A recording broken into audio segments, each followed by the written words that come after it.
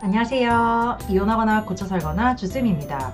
오늘 아침에 어떤 남편분이 갑자기 전화하셔가지고 자기가 지금 심증은 있는데 물증이 없어서 어떻게 해야 될지 모르겠다 하시는 거예요. 그래서 제가 그럼 물증을 잡으셔야죠 했더니 그 물증을 잡으면 내 마음이 무너져 내려서 너무 슬플 것 같아서 증거를 못 잡겠다고 하시는 거예요. 근데 제가 그때 예약 손님이 계셨었어요. 그래서 긴 말은 못하고 제가 이렇게 얘기했습니다. 아니 지금 집구석에 전쟁이 났는데 뭐 슬프네 마음이 아프네 그런 감정 타령할 때가 어디 있냐, 그렇게 여유 있다고 생각을 하시는 거냐, 지금은 이건 전시 상황이다, 정신 차리시고 빨리 증거부터 잡으셔라, 그렇게 하고 제가 끊었어요. 그리고 이제 곰곰이 나중에 생각을 해보니까 이런 분들이 은근히 많아요. 그러니까 지금 우리 뉴스 보면은 내란이다 뭐다 해가지고 맨날 뭐 싸우고 치고받고 하고 있잖아요. 우리 집이 지금 그런 상태인 거야. 이거야말로 진짜 내란 아니에요?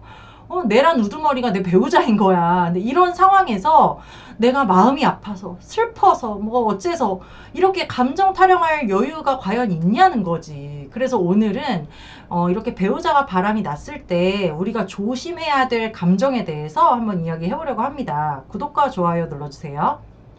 첫 번째는 슬픔과 두려움입니다. 아까 그분처럼요. 제가 증거를 잡으면, 이 증거를 보면 정말 가정을 오히려 지킬 수가 없을 것 같아요. 저는 이혼을 원치 않는데 그 증거들을 보면 제 마음 단속이 안 돼서 당장 이혼을 해야 될 것만 같아서 무서워서 증거를, 판도라의 상자를 못 열겠어요. 막 이런 생각을 하시고, 또 어떤 분들은 이 사람이랑 살겠다고 증거를 뒤지고 있는 나의 이 모습이 너무 자괴감이 들고 수치심이 들어가지고 증거를 못 잡겠다, 이런 이야기들을 많이 하십니다. 그리고 이제 주변 사람들의 조언도 한몫하죠. 특히 이제 여자분들이, 아줌마들이 하는 말이, 너 뭐 그거 증거 찾아가지고 뭐 이혼이라도 하게? 어차피 이혼할 것도 아닌데 그거 찾아서 뭐해? 괜히 그거 찾아봤자 너 마음만 아프고 남편이랑 회복도 안 되지. 그냥 묻어. 원래 남자들은 밖에 나가면 내 남자 아니다 생각하는 거야. 나도 그러고 살아. 우리 남편도 맨날 노래방 가서 도우미 불러서 노는데 나 봐 그냥 쿨하잖아 막 이러면서, 그거 찾으면 오히려 못 산다, 그거 디벼서 네가 뭐 할 거냐, 그거 보면 오히려 네가 더 괴롭다 하면서 증거를 찾는 것조차 하지 말라고 막 말립니다. 근데 어떻게 들어보면요, 맞는 말 같아요. 이게 선조들의 지혜인가 싶기도 하고, 그래 내가 그거 찾아서 뭐 하겠어 이런 생각을 하죠. 근데 이런 분들이 어떻게 보면은 좀 수동적인 거죠. 내가 이거를 막 나서서 어떻게 해결하기보다는 이 상황에 그냥 내 몸을 맡기고 어떻게 흘러갈지 그냥 맡기겠다, 이런 마음도 있는 거고, 내가 눈 가리고 모르는 척 하면 원상태로 돌아오겠지라는 희망도 가지고 있는 거죠. 그런데 이런 게 오히려 수동적이고 의존적이기도 하지만 어떻게 보면은 자의식 과잉이라고 저는 봐요. 왜냐하면 내가 이혼할지 말지는 나한테 달려있다라고 믿으시는 거예요. 내가 모르는 척하면 이혼 안 할 수 있어. 내가 모르는 척하면 배우자도 이혼을 원치 않을 거야. 내가 모르는 척하면 저 사람은 나중에 돌아오게 될 거야 라고 나도 모르게 그렇게 믿는 건데, 그게 자의식 과잉이라는 거지. 아니 내가 뭔데. 그리고 저 바람 피운 사람이 시간이 지나면 지날수록 나에게서 멀어지지, 내가 모르는 척 한다고 해서 실컷 놀다가 가정으로 돌아온다거나 뭐 고맙게 생각해가지고 가정을 지킨다거나 막 그러지 않는다니까요. 저는 이 상담을 많이 하면서 몇 년 동안 수많은 가정들을 지켜봤잖아요. 이렇게 초기에 뭔가 우리가 촉이 느껴졌을 때 당장 팔 걷어붙이고 증거를 잡아놔야지, 요 시기를 놓치잖아요. 요 이렇게 증거 잡는 것도 엄청 생각도 많이 하고 고민을 많이 하는 분도 있어. 무슨 증거를 잡을까 말까를 한 달 동안 고민하고 앉았고, 녹음기를 살까 말까를 장바구니에 담아두고 며칠씩 고민하는 사람들이 있어요. 사람을 붙일까 말까를 몇 달씩 고민을 하고 막 이런 분들이 있어요. 요 초기 시간이 딱 지나잖아요. 요 상대방도 여우처럼 되죠. 더 교묘해지죠. 그렇게 돼가지고 나중에 200, 300의 노력을 들여도 잡을까 말까 하는 경우가 너무너무 많습니다. 그래서 우리가 초기에 뭔가 이상하다, 이거 내가 좀 디벼봐야 되나 싶은 생각이 들 때 진짜 적극적으로 찾아봐야 되는 거예요. 덥고 오래 묵히면 이게 없던 일이 되지 않습니다. 오히려 상간자와 배우자가 더 깊어져서 이혼할 확률이 높아지고요. 상간자가 그 오랜 시간 동안 옆에 붙어 있으면서 이 가정이 지켜지게 놔두겠냐고, 옆에서 옆구리 찌르면서 언제 이혼하고 올 거냐, 나 너랑 살고 싶다, 감정이 깊어지면 그렇게 될 수 있는 거예요.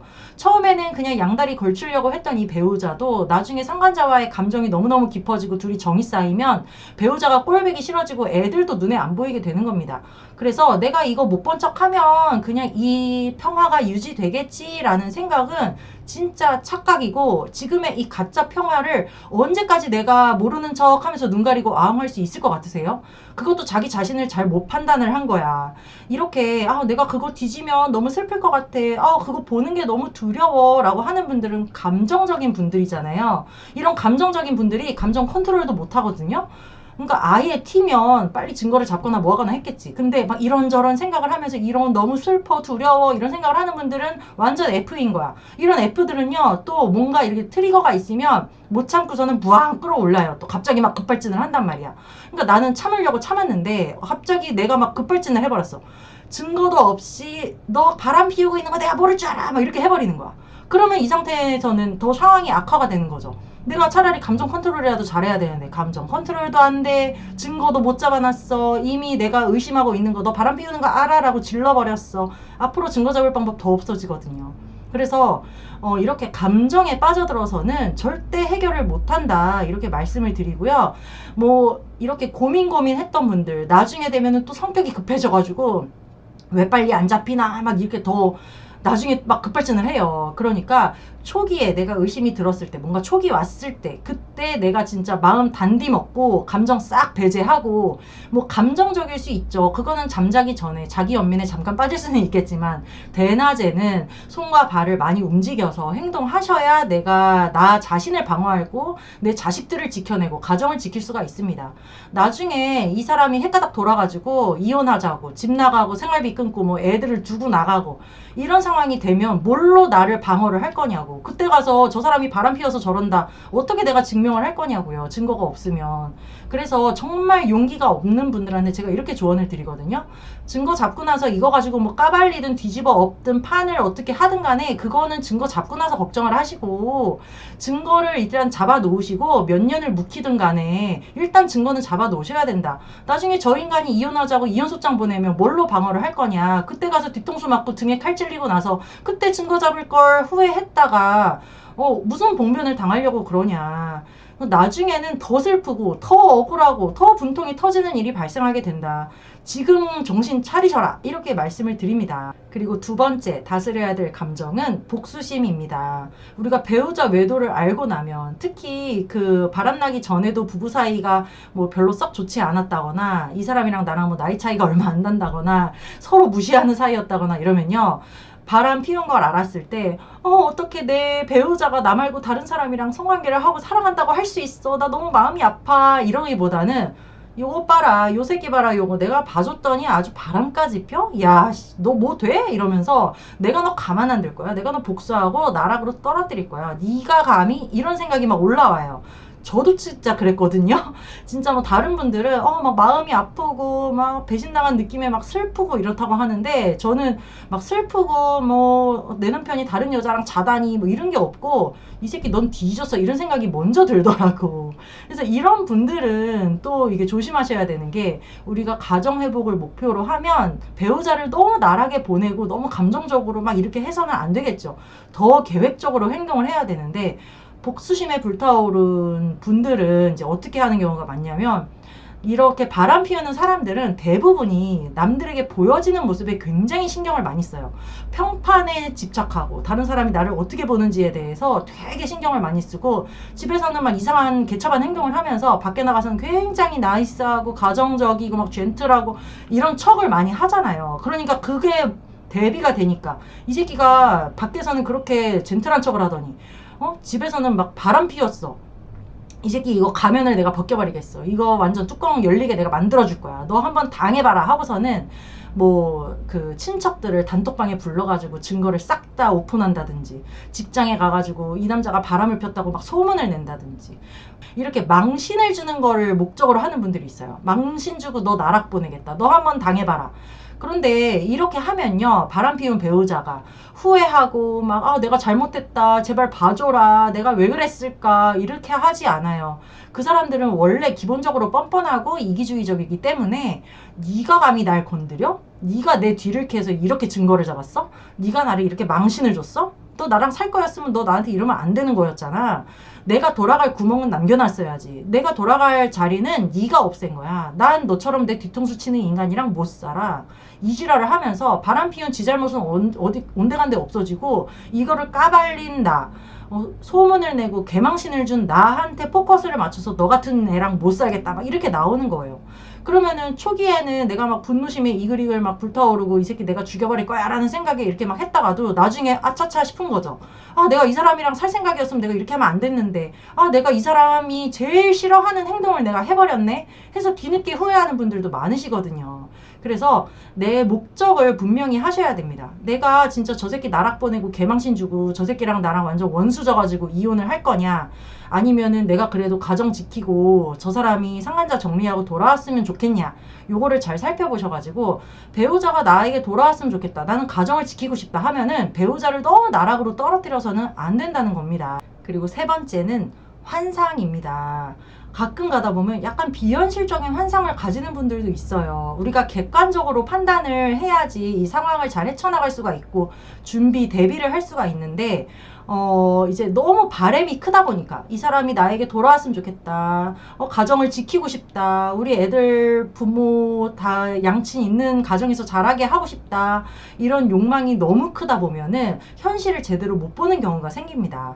그래서 누가 봐도 아, 이거는 회복 안 될 것 같아, 너 그냥 이혼 준비해야 돼 라는 상황인데, 본인은 이혼 준비는커녕 빨리 돌아왔으면 좋겠다, 돌아왔으면 좋겠다, 돌아와라, 돌아오겠지 라는 이런 희망을 갖는 분들도 간혹 있어요. 그래서 우리가 이렇게 배우자가 바람나기 전에는 부부 사이가 어땠는지, 이 사람은 우리 가정에 대해서 어떻게 생각을 하고 있는지, 이 사람은 진짜 저 상간자가 떨어져 나가면 돌아올 사람인지, 떨어져 나가도 이미 나에게 오만적이 다 떨어져서 안 돌아올 사람인지, 이런 거를 내가 입장 바꿔서 천천히 생각을 해보고 객관적으로 판단을 한 다음에 이 사람이 돌아오지 않을 것 같다라든지, 이미 떠난 지가 너무 오래됐다, 이 사람은 바람난 걸 들키기 전부터도 집 나가고 이혼 요구를 했다든지, 생각해보니까 이 사람이랑 내가 행복한 적도 없었고 나는 물론이고 이 사람도 가정생활에 불만이 많았다든지, 이렇게 회복의 가능성이 좀 떨어지겠는데 라는 생각이 드시면 이혼 준비를 내 마음과 재정적으로 그리고 아이들까지도 이렇게 좀 시켜가면서 현생을 먼저 사는 것이 우선인 거겠죠. 그래서 너무 이렇게 환상적으로 생각하지 마시고, 물론 시간이 지나면 점점 현타도 오고 이게 현실이 파악이 되면서 이게 좀 놓아지는 부분도 있는데, 이러면서 점점 이제 현실적으로 준비를 해 나가야 되는 분들이 있는데, 어떤 때 보면은 참 이 가정이 회복되기는 참 어려울 것 같은데 이분은 왜 준비를 안 하고 있지 해서 안타까운 적이 종종 있었습니다. 내 딴에는 배우자와 회복을 하려고 이렇게 노력을 한 것인데, 내 딴에는 내가 너무 괴로워서 어쩔 수 없이 그렇게 한 것인데, 결론적으로는 나의 의도와는 다르게 내가 더 괴로워지고 배우자와의 사이도 더 멀어지고 가정회복에서도 더 멀어지게 만드는 그런 행동들이 있습니다. 제가 상담하면서 이런 분들을 볼 때마다 정말 안타까운데요. 우리가 배우자와 관계 회복을 하기 위해서 좀 자제해야 될 행동들 어떤 게 있는지 세 가지 이야기 해보겠습니다. 구독과 좋아요 눌러주세요. 첫 번째는 진실을 집요하게 파헤치는 것입니다. 우리가 배우자 외도를 알고 나면 충격이 너무너무 크죠. 정말 나한테는 거짓말을 하고 나를 속이고 기만하고 밖에 나가서 다른 사람과 연애질을 꽁냥꽁냥 막 사랑에 빠져서 그 지랄을 하고 돌아다녔다는 걸 알면요, 당연히 눈이 뒤집어지고 정말 사람 환장하게 만드는 일이에요.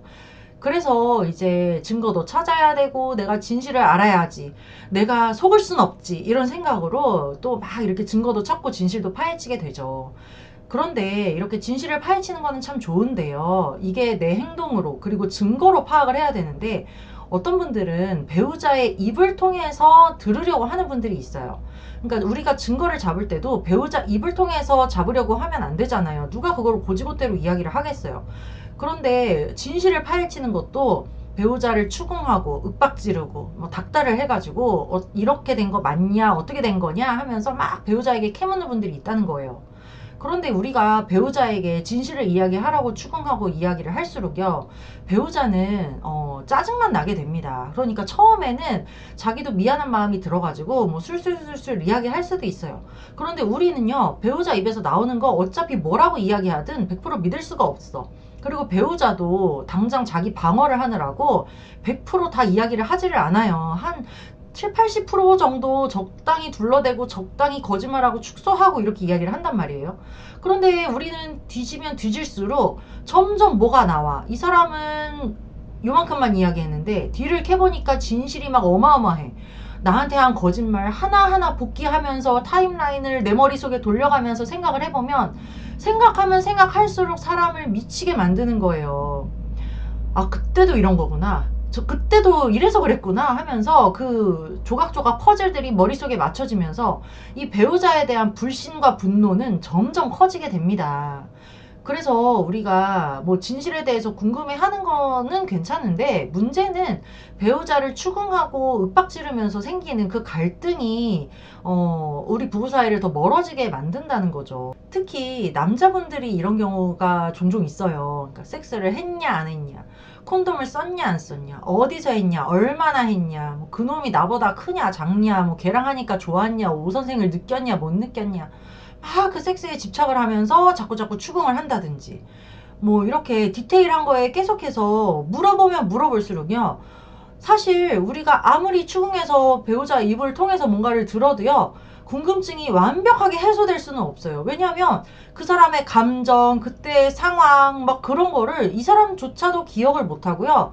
내가 아무리 그걸 들어도 100% 이해할 수가 없거든. 그러니까 이런 거를 들을수록 나만 트라우마가 생기는 거고, 또 배우자도 배우자대로 수치심을 느껴요. 이렇게 아무리 부부 사이라고 하지만 지극히 사적인 거, 자기도 정말 떠올리기도 싫고 수치스럽고 죄책감이 느껴지는 건데, 그거에 대해서 자꾸 캐내면 캐낼수록 배우자도 수치심을 느끼고, 아, 내가 뭘 해도 이 사람은 계속해서 이거에 집착을 할 거구나. 내가 이렇게 얘기해도 어차피 안 믿을 거면서 내가 뭐 다 얘기한다고 해가지고 네가 이제 그만 물어볼 거야? 그것도 아니잖아. 제발 그만해. 나 정말 못 살겠어. 이렇게 나오게 되면서 부부간의 사이가 더 멀어지게 되는 겁니다. 그래서 제가 너무 이 진실, 사실, 그 진심, 사람 마음, 심리 이런 거에 대해서 너무 내가 다 알 필요는 없어요. 그때 배우자의 심리가 어땠는지, 얘네들이 뭐 구체적으로 어떤 행위를 했는지 내가 안다고 해가지고 이게 뭐 해소가 되지도 않는 부분이고, 알면 알수록 더 상처를 받는 부분이 크거든요. 그래서 적당히 뭐 상간자 소송할 만큼의 증거를 잡았다든지, 적당히 뭐 얘네들이 잠자리 한 걸 알았다든지, 그러면 그냥 그 사실에 대해서만 거기까지만 그냥 알고 적당히 모르는 척하고 덮어야 되는 때도 있는 거지, 너무 이렇게 디테일하게 집착하면은 부부 사이가 더 멀어지고 회복하기가 어려워진다는 겁니다. 그리고 두 번째는 잘해보자고 기회를 주는 것입니다. 많은 분들이 가정을 깰 생각은 없으니까요, 배우자에게 마지막으로 기회를 줘야겠다 이렇게 하고 배우자를 불러 앉혀놓고 이야기를 합니다. 너 내가 정말 이혼해도 마땅한데 너 내가 마지막으로 기회 줄 거야. 너 진짜 반성해. 너 나한테 무슨 짓 했는지 알지? 너 한번 잘 생각해보고 내가 이혼 안 하고 가정은 지킬 테니까 너 나한테 한번 잘해봐. 이렇게 기회를 줘요. 이렇게 기회를 주는 거는 마치 내가 갑이 된 것 같은 느낌이 들게 하죠. 내가 이혼할 수도 있는데 이혼 안 하고 가정을 지키면서 너가 어떻게 하는지 내가 한번 볼 거야. 너 나한테 잘해봐. 이렇게 기회를 주는 거죠. 정작 이 바람 피운 배우자들은요, 내가 어떻게 하는 게 잘하는 건지를 몰라. 그러니까 지금까지 뭐 그렇게 잘해오면서 살았던 사람도 아니고, 이제 와서 내가 잘하는 게 대체 뭐지? 잘 몰라요. 특히 남자들은 잘 몰라요.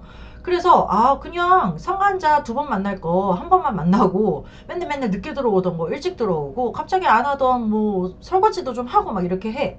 그런데 그 노력이 한 2주 갈랑말랑? 한 2주 바짝 열심히 해요. 바짝 엎드려가지고 막 뭔가를 막 열심히 하다가 사람 안 변하잖아요. 결국은 관성대로 원래대로 돌아가거든요. 그러면 이제 그 잘하는 거를 멈추게 돼. 그러면 이제 또 이 피해 배우자들이 속으로는 눈을 동그랗게 뜨고 지켜보고 있는 거예요. 너 얼마나 잘하나 보자. 너 내가 바람 피울 때 네가 상간자한테 얼마나 별짓을 다 한 거 내가 다 알고 있거든. 너 나랑 연애했을 때도 안 하던 짓을 그 새끼랑 하더라. 너가 나를 위해서 뭘 하는지 내가 한번 지켜볼 거야. 너 얼마나 잘하는지 한번 보자. 너 반성한다고 나한테 잘한다 그랬지? 뭘 잘하는지 내가 한번 너 지켜볼 거야 하면서 이게 딱 팔짱 낀 것처럼 그런 태도로 이 바람피운 배우자를 평가하게 돼요.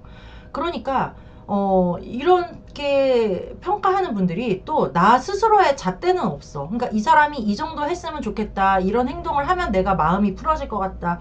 이렇게 하면 내가 이 사람을 믿을 수 있을 것 같다. 이런 구체적인 거를 이분도 자기 자신도 모르는 거예요. 그러니까 너 잘해야 돼, 잘해야 돼 하지만 어떻게 잘해야 되는지를 자기 스스로도 모르는 경우가 많아요. 그러니까 이 사람이 뭘 해도 내 성에 안 차는 거야. 너 잘하기로 하고선 네가 잘하는 게 대체 뭐야 하면서 자꾸 배우자랑 또 싸우게 되고 시비를 걸게 돼요. 그러면 바람피운 배우자들은 내 딴에는 노력을 하고 있거든. 내 딴에는 집에 제깍제깍 들어오고 상간자도 많이 안 만나고 좀 덜 만나고 그리고 뭐 원하는 대로 나는 내 딴에는 열심히 하는 것 같은데 뭘 해도 이 사람 성에 안 차니까는 이 사람도 그냥 포기하게 되는 거예요. 아니 이래도 지랄 저래도 지랄 내가 보고 뭘 어쩌라는 거야. 나보고 뭐 평생 네 노예로 살으라는 거야? 대체 잘하는 게 뭔데? 막 이렇게 되면서 내가 무슨 노력을 해도 이 사람이랑 회복이 안 되겠구나 하면서 자포자기해서 진짜 그냥 더 막 나가게 돼버리는 경우가 많아요. 그런데 이렇게 잘해보자 잘해보자 라고 했던 분들이 진짜 갑이면 상관이 없어. 진짜 내가 경제력 꽉 쥐고 있고 내가 이 가정에서 더 주도권을 쥐고 있고 이혼해도 상관없다 하는 정도의 그 진짜 갑이면 뭐 상관이 없는데 사실 이렇게 잘해보자 잘해보자 하는 사람일수록 사실상은 을인 경우가 많거든요. 내가 가정을 지키고 싶고 나는 이 사람이 꼭 필요하고 이 사람이 떠나가면 안 되니까 잘해보자 잘해보자 하면서 이 사람을 붙드는 거잖아요. 그러니까 이 배우자도 그거를 알아요. 네가 정말 내가 필요하구나. 너 나 없이는 못 사는구나. 너 오히려 내가 떠나갈까봐 두렵지. 이렇게 하면서 자기가 갑인 거를 지가 더 잘 알기 때문에 나중에는 진짜 본인이 갑인 거를 더 확고하게 하고자 지가 더 막 나가면서 이럴 거면 이혼하자. 나보고 뭐 어쩌라는 거냐. 난 더 이상 노력할 생각 없으니까 이럴 거면 그냥 이혼하자는 소리가 이제 상대방에게서 먼저 나오게 되는 거예요. 그러면 잘해보자 잘해보자 하면서 처음에는 갑처럼 이야기했던 분들이 그때 가서 깨갱하게 되는 거죠. 이혼하자 그러네. 아 이거 어떡하지? 이렇게 되는 거예요. 그래서 너무 내가 이 사람한테 잘해봐라. 너 노력해라. 내가 뭘 원하는지 나도 모르지만 네가 내가 원하는 게 뭔지를 네가 한번 곰곰이 생각해가지고 네가 한번 노력해봐라. 상간자한테 했던 거에 반의 반이라도 나한테 한번 노력해봐라. 이렇게 자꾸 이 사람을 정죄하려고 그러고 판단하려고 하면 결국에 더 가정 그 파괴로 가는 확률이 크다고 저는 봅니다. 그래서 차라리 내가 이 사람한테 바라는 게 뭔지를 나 스스로 곰곰이 생각을 해서요. 리스트를 한번 작성을 해보세요. 네가 이런 노력을 하면 내가 널 믿을 수 있을 것 같아. 네가 이런 노력을 하면 나도 더 이상 너한테 추궁하거나 건드리지 않을게. 내가 가정을 지키기 위해서는 우리가 서로 이런 노력은 최소한의 해야 될 것 같은데 어떻게 생각하니? 이렇게 하면서 아예 내가 원하는 거를 저 사람한테 딱 요구를 하고 협상을 해야 되는 거지. 네가 한번 알아내봐. 내가 뭘 하면 좋은지, 네가 뭘 어떤 노력을 하면은 내가 마음이 풀어질지 한번 해봐. 요런 태도로는 결국에는 오히려 역전을 당하기가 쉽습니다. 그리고 세 번째는 당위성에 집착하는 것입니다. 이렇게 해야만 해 하는 게 당위성이잖아요. 그러니까 부부간인데 너 그러면 안 되는 거지. 네가 어떻게 나한테 그럴 수가 있어. 너는 바람을 피운 죄인이야. 죄인으로서 네가 그러면 안 되지. 내가 뭔 지랄을 해도 너는 받아줘야지. 너는 앞으로 죽을 때까지 내 발밑에 깔려서 반성하고 잘해야 되는 게 그게 인간적인 도리야. 그게 윤리고 도덕이야. 이렇게 윤리와 도덕을 강조하는 분들이 있어요. 특히 되게 똑똑한 분들, 자기만의 기준이 확고한 분들이 이런 경우가 많습니다. 내 기준을 상대방에게 적용을 해서 네가 그렇게 했으니까 너는 이런 수모를 당해도 싸. 너는 죄인이야. 내가 너한테 뭔 짓을 해도 너는 가만히 있어야지. 네가 바람 피운 거에 비하면 내가 이렇게 너한테 지랄하는 거는 세 발의 피인데 네가 거기에서 괴롭다 그러면 되니? 이렇게 상대방의 마음을 무시하고 자기의 마음만 이제 상대방에게 강요하는 꼴이 돼버리는 거죠. 그래서 제가 이런 분들한테는 헛똑똑이라고 솔직히 생각이 들어요. 아니 배우자와 회복을 하고 싶고 잘 지내고 싶으면 적당히 모르는 척하고 봐주는 맛도 있어야 되고 적당히 눈 감아주고 이렇게 좋게 좋게 해결하는 것도 있어야 되는데 너는 이래야 해 저래야 해 네가 이러면 안 되지 하면서 자꾸 판단하려고 들고 저 사람을 비판하려고 드는 그런 이제 성격이 나오는 거죠. 그럼 이거를 당하는 사람으로서는 이렇게 자꾸 비난을 당하는 느낌이 드니까 가정생활이 행복하지가 않겠죠. 내가 뭘 해도 이 사람을 만족시킬 수 없고, 내가 뭘 해도 이 사람은 나를 죄인 취급하고, 내 딴에는 노력을 하는 건데 이 사람은 내 노력을 알아주지 않고, 내가 어디까지 해야 도대체 이 사람의 그 직성이 풀릴까, 이런 생각이 드니까는 더 이상 노력을 하고 싶지가 않아지게 되고, 자꾸 비난을 당하니까 감정이 상해가지고, 야, 나 이렇게 죄인 취급받고는 너랑 못 살겠다, 이렇게 되는 거예요. 당연히 외도는 정말 죽을 죄고 절대 저질러서는 안 되는 일이긴 하죠. 그런데 우리가 이 잘못에 대해서 자꾸 이야기하고, 배우자가 외도했다는 것만으로 나한테는 무슨 100년 동안의 까방권이 생긴 것처럼 너는 나를 까면 안 돼, 이 태도로 계속해서 배우자를 대하게 되면요, 배우자가 괴롭죠. 그래서 우리가 가정을 지키려고 하는 거는 서로서로 좋게 좋게 잘 살아가자고 하는 건데, 내가 배우자를 괴롭게 만들고, 내가 이 사람이 외도했다고 해가지고 앞으로 평생 이 사람한테 갚아주고 내가 얘를 괴롭게 만들면서 살아야지 라는 생각을, 물론 그렇게 생각하는 분들은 없겠지만, 내 의도와는 다르게 결과적으로는 자꾸 그런 관계가 되니까 배우자도 못 살겠다, 이렇게 나오게 되는 거예요. 그래서 나만 백날 윤리 도덕 이런 거 부르짖으면 뭐 하겠어요.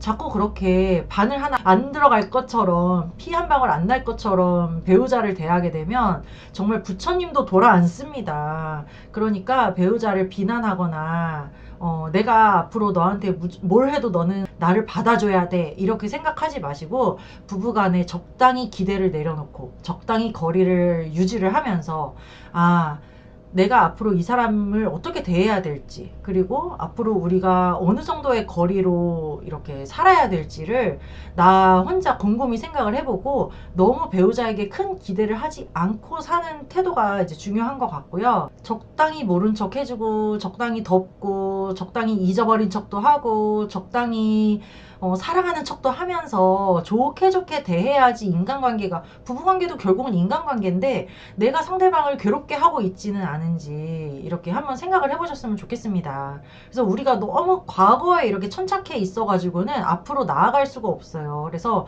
과거에 이제 진실이나 그런 것에 집착을 한다든지, 자꾸 비난 비판만 한다든지, 너 한번 나한테 잘해봐 하고서는 이 사람을 정죄하려고 한다든지, 이런 태도에서 조금 벗어나가지고 앞으로 어떻게 살면 될까를 생각을 해보셨으면 좋겠고, 이 모든 것의 전제 조건은요, 물론 상간자가 떨어져 나가는 것이죠. 항상 얘기하잖아요, 제가. 내가 상대해야 될 사람은 배우자가 아니라 상간자고, 상간자가 떨어져 나간 직후에는 돌아오지 않겠지만, 상간자가 떨어져 나가고 나서 이 사람이 홀로 남았을 때 점점 제정신이 돌아오면서 나한테도 잘하게 되고 가정에도 최선을 다하게 되니까, 그 시간에 좀 맡길 필요가 있는 거지, 내가 이 배우자를 너무 닥달하고 괴롭게 만든다고 해서 가정이 회복되는 건 절대 아니라고 말씀을 드리고 싶네요.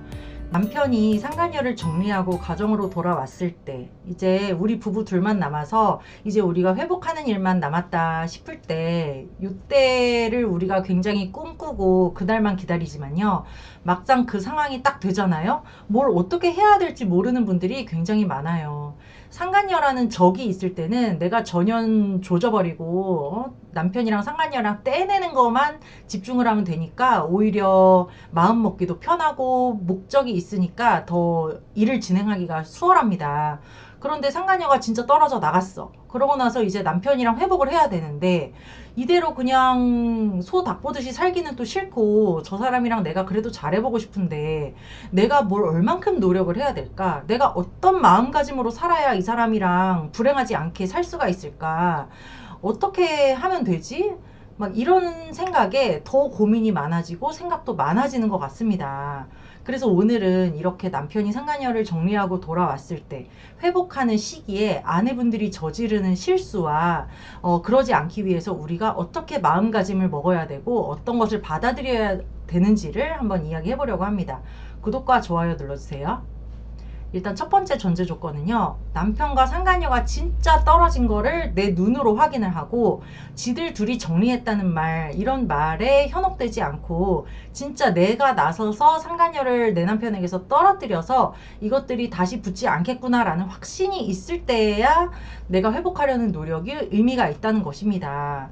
많은 분들이 속아요. 내가 외도를 발각을 했어. 그리고 남편한테 딱 오픈을 했어. 그랬더니 남편이 정리했다고, 나 믿으라 믿으라고 막 이렇게 호언장담 하는 거야. 큰 소리 막 치는 거야. 그러면 아 그래 저 정도로 이야기하는 거 보니까 진짜 헤어졌겠지 생각하고 헤어졌나 보다 하고 아내분 혼자 회복기에 막 노력을 해요. 그런데 나중에 까고 보면 그동안에 헤어진 적이 한 번도 없었다. 헤어지기는커녕 더 심하게 붙어먹었더라. 이런 경우가 많거든요.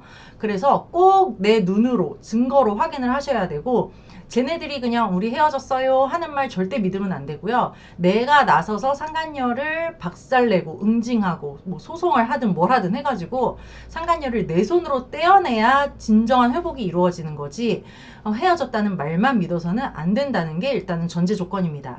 그리고 나서 이제 아내분들이 회복기에 받아들여야 되는 게 있어요. 어떤 거냐면요. 첫 번째는 남편의 외도가 비단 남편만의 문제는 아니라는 것을 받아들여야 됩니다. 우리가 외도를 알고 나서 처음에는 이제 배신감이나 분노 이런 막 격한 감정에 휩싸이다 보니까 생각을 많이 할 수가 없죠. 이제 막 이상한 행동도 많이 하게 되고 막 정말 미칠 것 같은 상태가 되죠. 그러다가 시간이 많이 지나고 나면요. 아내분들이 이런 얘기를 많이 하세요. 제가 남편 입장에서 생각해 보니까 남편은 그럴 수도 있었겠다 이제 이해가 되더라고요.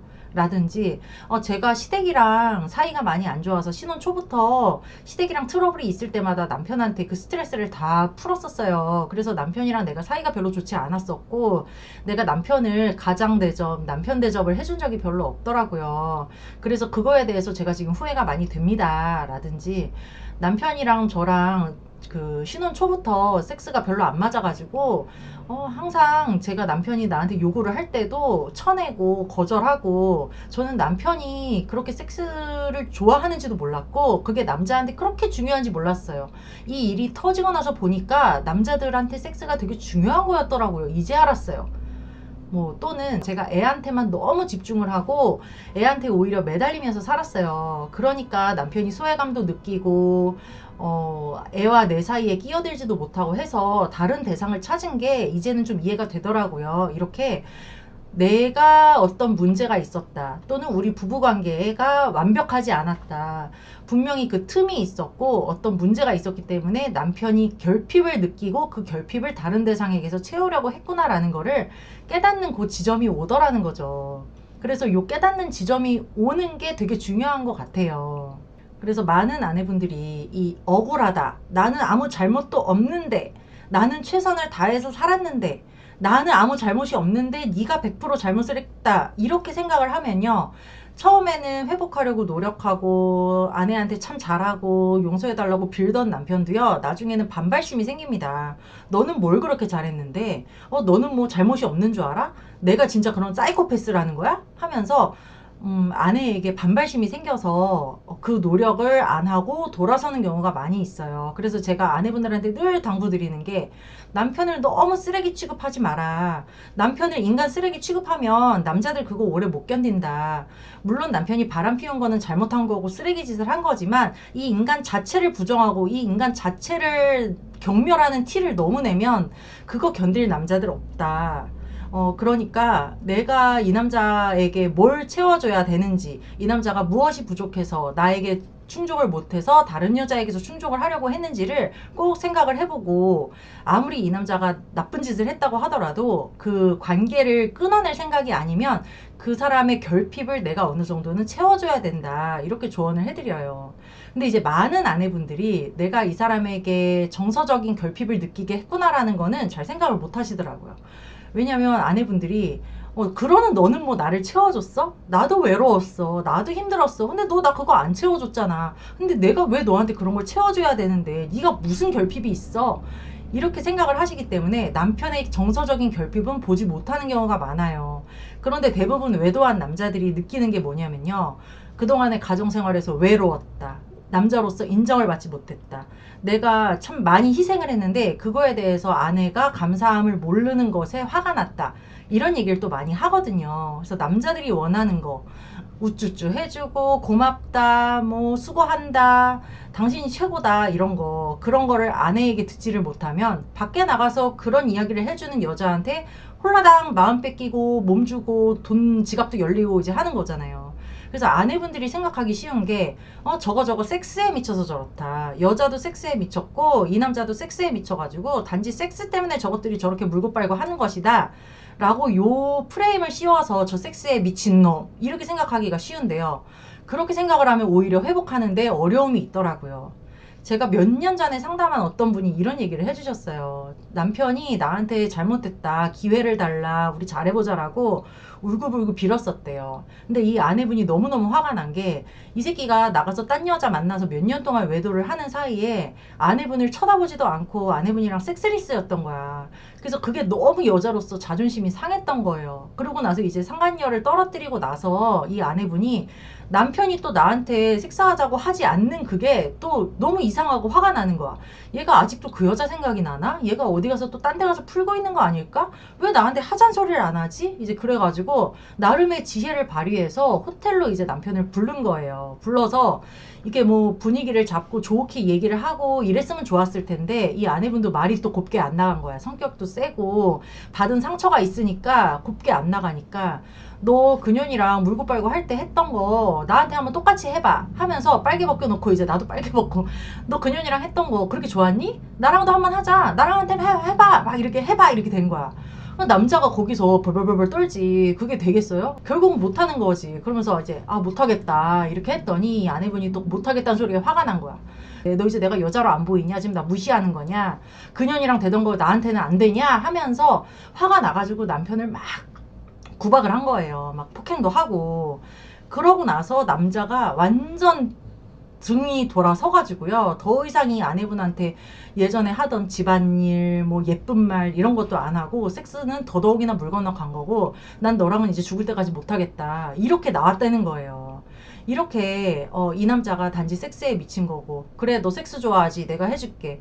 너 그년이랑 안 하면 나랑 할 수밖에 없잖아. 내가 그거 해줄게. 그러니까 딴 데 가서 여자 찾지 마. 이렇게 너무 그 섹스에 집중을 해서 단편적으로 생각을 해가지고는 이 남자랑 회복이 더 안 되더라 하는 거죠. 그리고 두 번째로 받아들여야 될 거는요.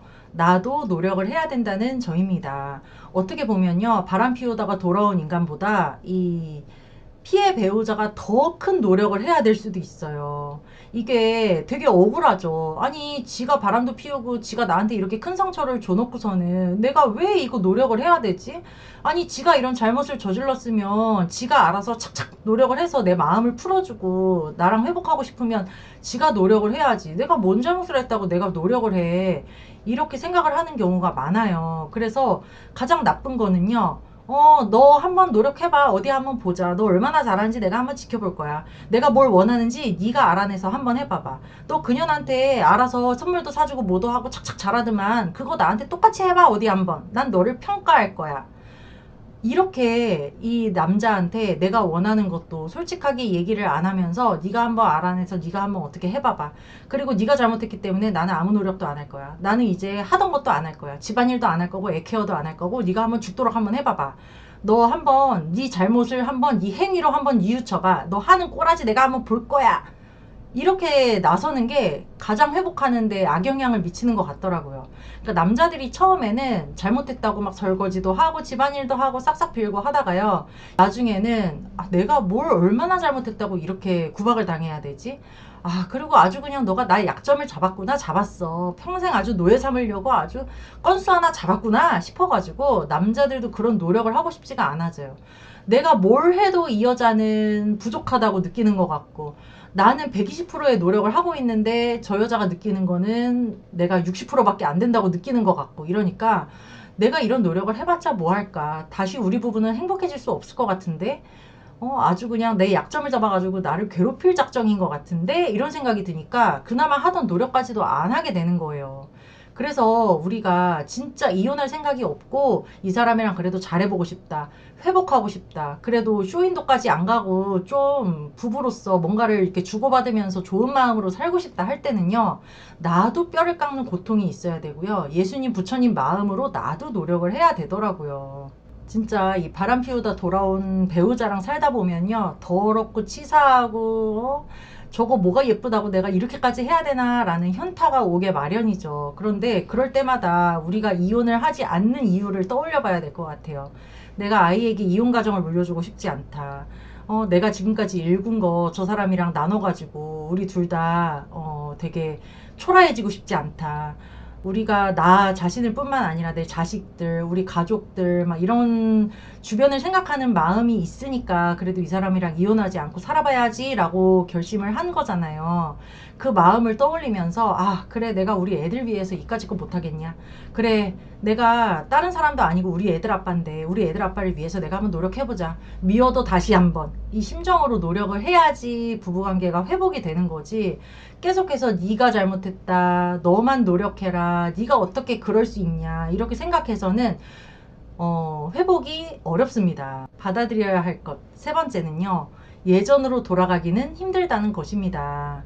우리가 이 일이 안 생겼으면 모를까, 이미 벌어지고 이 사단이 났는데 내 마음에 이렇게 큰 구멍이 생겼는데, 이게 이런 일이 벌어지기 전으로 돌아갈 수는 없죠. 이미 벌어진 일이고 엎질러진 물인데, 이 상처에 대해서도요, 내가 어떻게 하면 이 사람을 용서하고 예전처럼 돌아갈 수 있을까 이 생각하면요 오히려 못 살더라고요.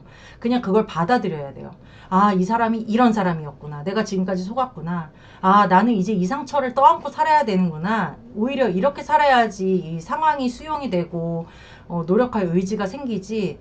아, 어떻게 하면 이거를 잊어버릴 수 있을까, 이 사람을 용서를 할 수 있을까 없을까, 그 생각부터 하면은 용서 어차피 죽을 때까지도 안 됩니다. 어차피 평생 가지고 가는 트라우마고 안 좋은 기억인데, 그래도 한 가지 우리가 위안을 받을 수 있는 건요, 그래도 이게 시간이 갈수록 점점 잊혀지고 기억의 크기도 줄어들고 떠오르는 빈도도 줄어들고 한다는 거죠.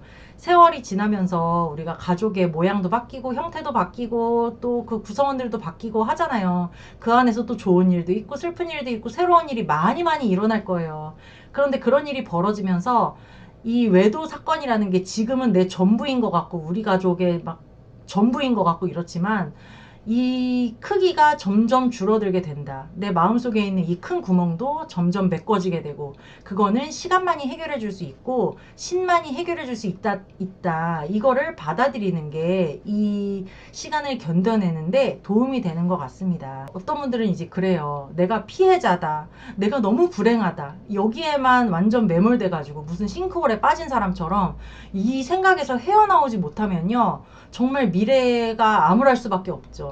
내가 어쩌다가 이런 일을 겪었을까? 난 너무너무 불행해. 나 너무 불쌍해. 이 생각에만 빠져 있으면 남편은 가해자, 나는 피해자, 무조건 저 새끼가 나쁜 새끼, 이렇게 원망하면서 평생 지낼 수밖에 없어요. 그래서 거기서 내가 피해자가 아니라 내가 이 상처를 딛고 일어나서 다시 살아가려면 나한테도 책임이 있구나, 내가 노력해야 되는구나, 내가 너무 남편을 죄인 취급하거나 내가 너무 남편 탓만 해서는 안 되는구나 라는 거를 깨닫고 나 스스로도 노력해야 된다는 게 제 결론입니다.